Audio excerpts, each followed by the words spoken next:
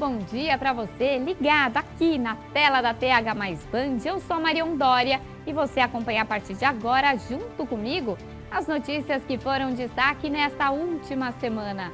Está no ar o Band Litoral e a gente começa esta edição falando de roubo de alianças.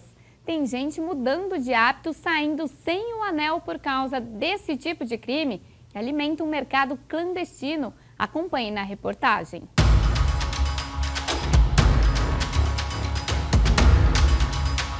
Gangues especializadas estão por aí de olho nas mãos de todo mundo. Você não usa aliança? Não. Por medo mesmo, né? Porque do jeito que tá os roubos, a gente vê na TV todo dia, roubo de aliança, então é melhor não usar. A Sandra e o José, em determinados lugares, momentos, também não usam. Por quê? Medo de ficar sem aliança. A gente assiste algumas coisas, vê e ouve falar também. Teve o caso da irmã dele. Depois teve o caso do marido dela, que em dias diferentes eles foram roubados. A gente fica assustado porque não só pela perda da aliança, mas também pela violência com que eles abordam, né? Então uma truculência e você vê do jeito que atuam, você não precisa nem reagir. Então independente do seu comportamento, eles simplesmente atuam com violência e você pode perder a vida a qualquer momento. As quadrilhas especializadas, conhecidas como gangues das alianças, alimentam um mercado ilegal que vai dos atravessadores às joalherias clandestinas. O preço do ouro subiu e isso aqueceu o mercado do roubo também. No centro de São Paulo, não é difícil encontrar quem compre e venda ouro sem procedência. Essa correntinha aqui eu queria... Quanto que vocês pagam? R$200 o grama. R$200 o grama? É. Você tem 6 décimos, tá? 120. 120? Mas quanto que é? Mais caro, né, o grama, né? Na bolsa é o ouro 24, que é 540 que fechou a cotação. Quando a gente compra, a gente não compra pelo valor de bolsa. Nosso mínimo que a gente faz é R$200 o grama. Não vale a pena. A gente não pega o seu ouro para vender de volta, a gente purifica ele. Como assim? Purifica, a gente derrete e purifica ele. Vocês derretem e fazem outras peças, é isso? Em nota, a Secretaria de Segurança Pública diz que intensificou o combate ao roubo de itens valiosos, como relógios e joias, e que reforçou o patrulhamento nas áreas mais vulneráveis a esse tipo de crime. Você vê que eu tô sem colar, ó. É só um brinquinho básico, mas aqui é assim. A gente tem que lidar com isso, né? É um símbolo, né? A gente casou, a gente tem... a gente fica ansioso por usar aquele símbolo, aliança na mão esquerda e tal, e a gente não pode usar à vontade. Falando agora de Guarujá, que concluiu a primeira fase de obras do aeroporto e iniciou a construção do terminal de passageiros. Eu mesma fui lá conferir e você acompanha agora. Ficou assim a pista do Aeroporto Civil Metropolitano de Guarujá, em Vicente de Carvalho, compartilhada com a Base Aérea de Santos. Passou por reforma e adequação para taxiamentos, pousos e decolagens. Tem 1,390 km de comprimento, 45 metros de largura. O local agora conta com cercamento para proteger a fauna da região. Tudo isso faz parte da primeira fase de obras aqui.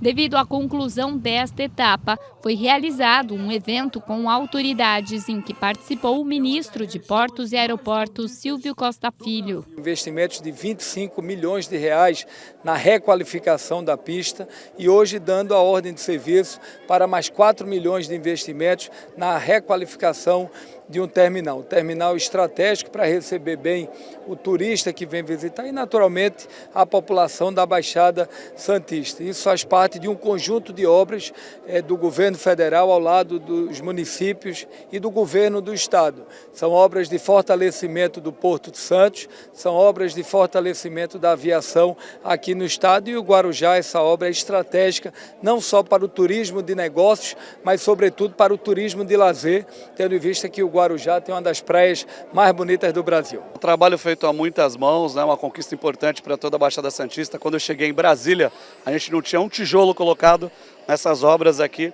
do aeroporto do Guarujá. Nós conseguimos, com o então ministro Márcio França, os recursos que faltavam, complementamos os recursos para a Prefeitura do Guarujá, a Prefeitura do Guarujá licitou, conseguimos as autorizações dos órgãos de aviação civil e hoje essa é a realidade. Entrega da primeira etapa, autorização para início das obras do terminal de passageiros, tudo isso para que a gente tenha no próximo ano, 2026, o aeroporto funcionando. Vai estar integrado com os equipamentos que estão sendo viabilizados também do outro lado da margem, o Parque Valongo, o futuro terminal de passageiros de cruzeiros marítimos. São equipamentos que vão dotar a Baixada Santista de uma estrutura muito melhor na área do turismo, contribuindo para gerar mais emprego e renda para a população que vive aqui. A segunda fase das obras do Aeroporto Civil Metropolitano de Guarujá contempla a construção de um terminal de passageiros em um espaço de cerca de 300 metros quadrados, que poderá ser ampliado a depender da demanda no futuro. Sabemos que isso vai ser feito gradativamente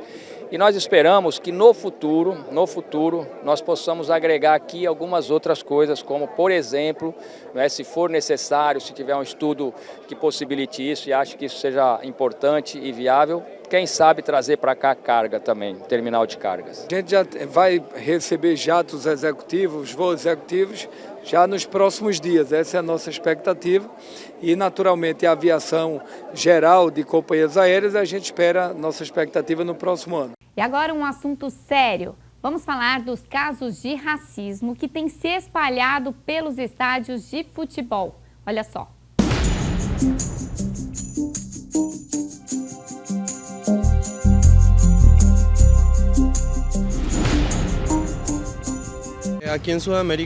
Aqui na América do Sul, nós sabemos que o futebol é assim. E um jogador que atua na América do Sul deve saber aguentar isso. Na Colômbia, os casos são isolados. Não são muitos, mas tivemos jogadores que, por não estarem jogando bem, as torcidas são mais emocionais que racionais. Por supuesto, claro. Claro, não só um, mas muitos e muitos casos. Um montão de casos. No Uruguai, o jornalista Eduardo Rivas condenou as falas do presidente da Conmebol. Imagina uma Copa Libertadores sem equipos brasileiros. Sem quê? Sem equipos brasileiros. Isso seria como Tarzan sem Chita. Este tema do racismo também gera preocupação e nos surpreenderam as palavras do presidente da Conmebol. Grande parte das discriminações vem da Argentina. Nos últimos 3 anos, os argentinos estiveram envolvidos em 12 dos 21 casos de maior repercussão na mídia sobre o racismo no futebol sul-americano.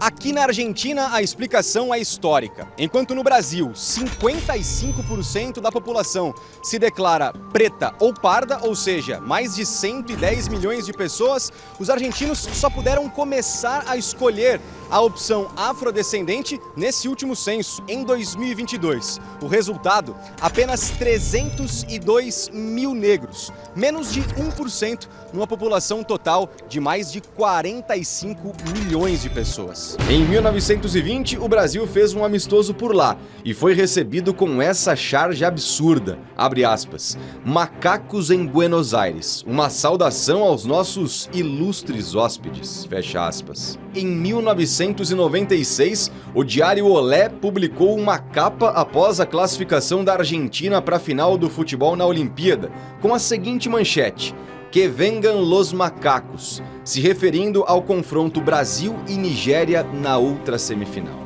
Porque o Brasil sempre foi alvo na América do Sul. A Conmebol promoveu uma reunião com os presidentes das federações dos 10 países, além de representantes dos governos da América do Sul e ex-jogadores, como Ronaldo. Entender as necessidades de cada um, buscar soluções práticas para que podamos ajudar o mundo do futebol. Só que até o momento, para variar, nenhuma medida efetiva foi tomada. Intervalo agora aqui no Band Litoral, mas antes, que tal acessar o nosso portal TH+. É fácil, viu? É só apontar a câmera do seu celular para o QR Code que aparece aqui na sua tela, ou então acessar thmais.com.br/Baixada Santista. Vale lembrar ainda que o portal TH+, tem canal no WhatsApp e as notícias chegam a todo instante na palma da sua mão e é de graça. É só seguir. Agora sim, um rápido intervalo comercial, mas não sai daí que daqui a pouco eu tô de volta. Até já! Estamos de volta com o Band Litoral aqui na tela da TH+ Band, falando agora do aumento de internações de crianças por síndrome respiratória aguda grave. Reforça a importância da vacina contra a gripe. O imunizante integra a campanha nacional de vacinação e alguns estados anteciparam o calendário. Um choro bem conhecido nas unidades básicas de saúde. Mas é por um bom motivo. O sábado foi de vacinação antecipada contra a gripe, em São Paulo, outros 6 estados e no Distrito Federal. Oficialmente, a campanha de vacinação começa na próxima segunda-feira em todo o Brasil. Entre o grupo prioritário estão as crianças de 6 meses a menores de 6 anos. E para elas, a vacina chega num momento muito importante. É que o país vive um aumento de internações por síndrome respiratória aguda. Somente neste ano foram 28 mil casos registrados. A síndrome respiratória aguda grave nada mais é do que uma complicação de uma infecção respiratória causada por um vírus. Nós temos 4 vírus que são os mais prevalentes. O vírus da Covid, influenza, vírus sincicial respiratório e rinovírus. A vacina da gripe que o SUS oferece é a trivalente. Protege contra os vírus H1N1, H3N2 e influenza B. É capaz de evitar entre 60% e 70% dos casos mais graves. A Aime, de apenas 2 aninhos, está com a carteira de vacinação em dia. Isso foi muito importante para ela não ficar internada nas 2 vezes que teve bronquiolite. E ela nunca mais ficou doente. Então, assim, desde esse último quadro, graças a Deus, ela está 100%, está muito bem. Não teve mais nenhum sintoma gripal, tem todas as vacinações em dias, da influenza, de pneumonia, e segue aí com a saúde zero. E ainda nessa temática de saúde, cresceu o uso de analgésicos potentes no Brasil, os chamados opioides. Uma parte é vendida sem a receita médica. O alerta é para o risco de vício e também morte por overdose.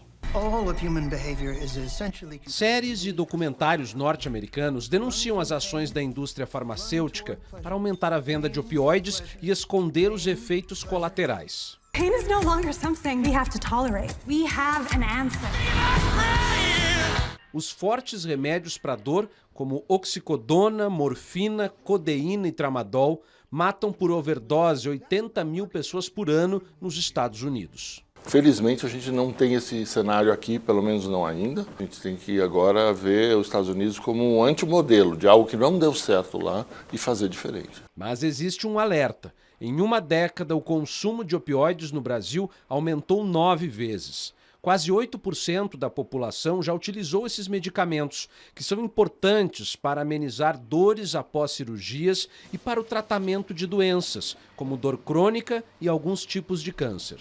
Existe a pessoa que começa a utilizar o opioide por uma razão médica e depois ela vai aumentando a quantidade e a frequência de uso e se torna dependente. E existe um outro tipo de pessoa que vai procurar um estado alterado de consciência, ou seja, procura um opioide para ter um barato, tá? Como se fosse uma droga ilícita, outra qualquer. Dados da Anvisa apontam que a venda nas farmácias de 5 dos principais opioides subiu 11% no país entre 2022 e 2024.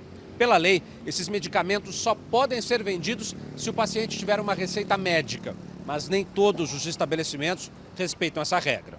Flagramos a venda ilegal em farmácias de São Paulo. Sem receita, o preço dobra. Fica 140. Mas tá mais caro, não tá? Com a receita é mais barato. Mesmo com receita? Se eu for buscar receita, eu acho que eu devo ter em casa. Aí fica 74. Em vez de 140? Fica 74? Tem estabelecimento que está vendendo um medicamento que precisaria de prescrição e não tem, está agindo de forma ilegal. Então está ajudando que as pessoas comecem a se viciar. Vai ficando dependente, precisando de quantidades cada vez maiores, a ponto da sua vida ficar meio que inutilizada, você não consegue mais manter um trabalho, manter uma vida produtiva e em alguns casos você chega a um consumo de uma dose que pode ser letal. Intervalo agora aqui no Band Litoral, mas antes, que tal acessar o nosso portal TH+. É fácil, viu? É só apontar a câmera do seu celular para o QR Code que aparece aqui na sua tela. Ou então, acessar thmais.com.br/Baixada Santista. Vale lembrar ainda que o portal TH+, tem canal no WhatsApp. E as notícias chegam a todo instante na palma da sua mão. E é de graça. É só seguir. Agora sim, um rápido intervalo comercial, mas não sai daí que daqui a pouco eu tô de volta. Até já! De volta aqui com o Band Litoral na tela da TH+ Band. Olha só, muita gente fala que o casamento faz a barriga dos homens crescer. Agora, um estudo europeu comprova o que muitos casados já sentem na pele. A reportagem é do Felipe Killing. A cena é clássica. O homem se casa, a barriga cresce, as calças apertam e as piadas aparecem. Um estudo que será apresentado no Congresso Europeu de Obesidade em Málaga revelou que o casamento triplica o risco de obesidade nos homens, enquanto para as mulheres o impacto não é significativo. Pesquisadores poloneses analisaram dados de 2.405 pessoas com idade média de 50 anos para entender a relação entre peso corporal, estado civil e outros fatores de saúde. O resultado impressiona. Homens casados têm o triplo de chances de serem obesos na comparação com solteiros. Além disso, o casamento aumenta em 62% a probabilidade de sobrepeso nos homens e em 39% nas mulheres. O principal fator no caso dos homens casados é o desleixo mesmo. Tendem a comer mais e a fazer menos exercícios físicos. Já para as mulheres, até por pressão da sociedade, o estudo mostrou que elas se cuidam mais. O tempo também pesa. Uma pesquisa feita aqui no Reino Unido mostrou que o risco de sobrepeso no homem aumenta 3% a cada ano. No caso feminino, outros elementos agravam o risco de obesidade. A depressão dobra a chance de ganho de peso. A boa notícia é que o casamento também pode ser um incentivo para uma vida mais saudável. Casais que praticam atividades físicas juntos tendem a manter um peso equilibrado. Atenção papai, atenção mamãe, bora colocar a criançada para gastar energia? A Arena Jump é a nova atração de um shopping da cidade de Santos. Eu fui lá conferir e você vai acompanhar agora. Para quem não sabe como é a sensação de estar aqui, a Anne conta tudo nos detalhes. É muito legal, dá para pular de uma ponta para outra ali. E é muito legal porque as camas elásticas, elas fazem a gente pular bem alto. E o que você sente quando tá lá em cima? É uma sensação muito boa? O que você sente? Dá só um pouquinho de frio na barriga, porque parece que vai cair. No começo eu tava com medo, só que aí eu vim aqui e eu vi que não precisava ter medo. E é muito legal. É a chamada Arena Jump, uma atração que faz a alegria da criançada dentro da praça de eventos de um shopping no bairro Gonzaga, em Santos. O idealizador explica como funciona e o objetivo da atração. O que os pais procuram, e que acho fundamental, é tirar um pouco as crianças do mundo virtual e passar para os exercícios mesmo, a vida como era antigamente, Realmente pular, sentir um pouco o vento no rosto, fazer piruetas, e é essa a proposta. A proposta é trazer a criança para o mundo real, para a brincadeira real. Nós acompanhamos o horário de funcionamento do shopping, então de segunda a sábado, das 10 às 22 horas, feriados e domingos das 12 às 22 horas. A criança vem, brinca 40 minutos, paga R$50 e pode repetir quantas vezes quiser. Essa atração vai até dia 22 de maio. Inclui 10 trampolins de diferentes tamanhos, além de uma área reservada para as crianças menores. É uma experiência que atrai também os adultos. Os adultos também são bem-vindos e a gente separa as camas elásticas. Então não há risco de colisões entre adultos e crianças. Nós temos uma área até 1,10 m, que é uma área aqui externa, que tem caminhas elásticas, escorregador, várias atrações para as crianças até 1,10 m. e acima de 1,10 m, então tem a arena de camas elásticas, onde todas podem brincar à vontade. A mamãe Priscila tá de prova. O pequeno Henrico, de apenas 3 anos, se divertiu por aqui. É ou não é? Sim. Ele adorou, tá feliz da vida brincando. A gente achou um espaço muito legal, separado os maiores dos menores, onde a criança fica bem segura e brincando bem feliz. É um lugar que você recomenda? O que você acha? É importante até para o desenvolvimento das crianças? Com toda certeza. Para a criança brincar e aproveitar esses momentos. É gratificante também para os pais, né, verem as crianças se divertindo. Um espaço muito recomendável, a gente gostou bastante. Tá aí uma pauta divertida, viu? Aliás, Paulo Barrio, nosso repórter cinematográfico, conhecido como Papaléguas, com a câmera aqui no ombro, se divertiu também, pulou lá com a criançada, eu também, né? Vocês puderam ver, realmente foi muito divertido. Fica a dica, então, para esse feriado, para esse fim de semana, aproveitar com a família, viu? E a nossa equipe da TH Mais Band foi convidada para uma viagem em celebração aos 100 anos da represa Billings, que aconteceu na usina Henry Borden, em Cubatão. Quem mostra pra gente é o repórter Fábio Garcês.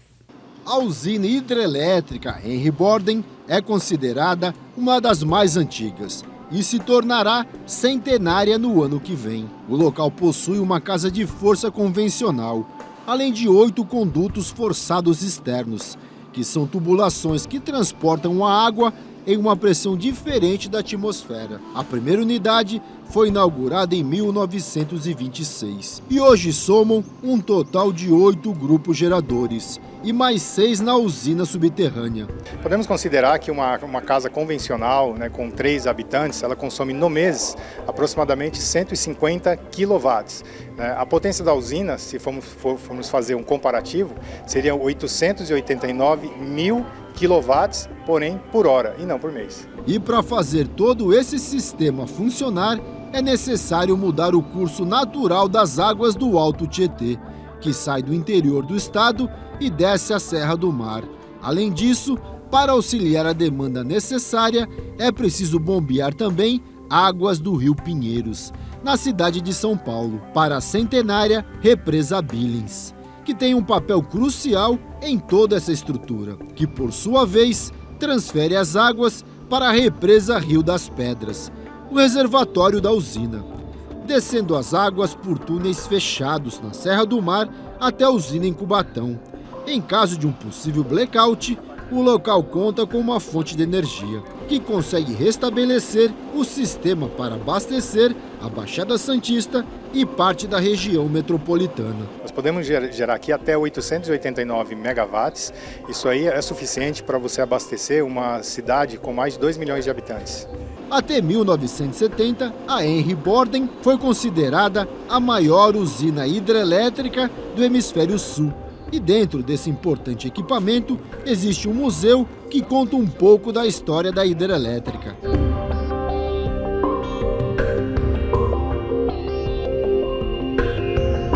Na usina externa, cada gerador é movido por 2 turbinas, acionadas pelas águas conduzidas do reservatório do Rio das Pedras, que atingem a casa de válvulas, em meio à Serra do Mar.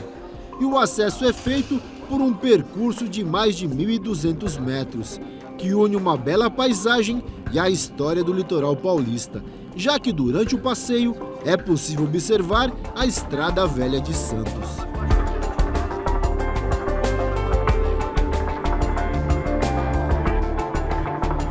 A usina subterrânea é composta de 6 grupos de geradores, em uma caverna de 120 metros de comprimento, 21 de largura e 39 de altura. O caminho da água ainda inclui uma descida de 720 metros, além de passarem por 2 válvulas borboletas, através de condutos forçados.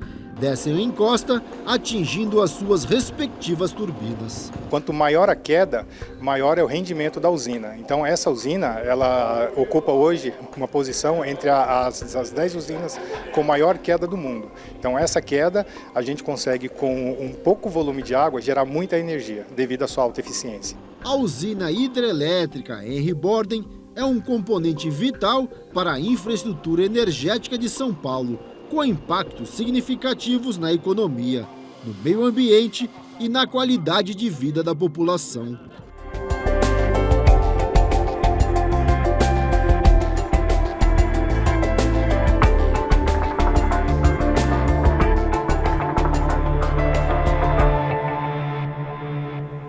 E assim a gente encerra mais esta edição aqui do Band Litoral. Muito obrigada pela sua companhia, pela sua audiência.